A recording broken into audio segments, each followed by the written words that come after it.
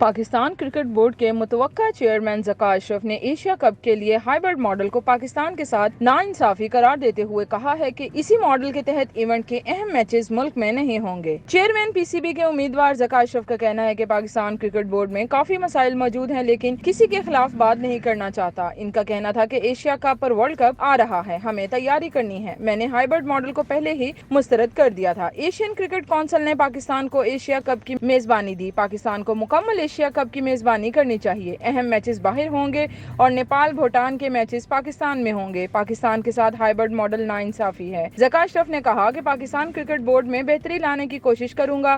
اسلام آباد میں cricket stadium کی تعمیر کا منصوبہ تھا، بدقسمتی سے منصوبہ آگے نہ بڑھ سکا۔ کرکٹ ملک کو متحد کرتی ہے، ملک بھر سے ٹیلنٹ سامنے آ رہا ہے۔ اسلام آباد میں ایک تقریب کے دوران وفاقی وزیر برائے بین الصوبائی رابطہ احسان مزاری کا کہنا تھا کہ پاکستان کرکٹ بورڈ کی مینجمنٹ کمیٹی کی مدت 19 جون کو ختم ہو چکی، اب مینجمنٹ کمیٹی مزید کام نہیں کر سکتی۔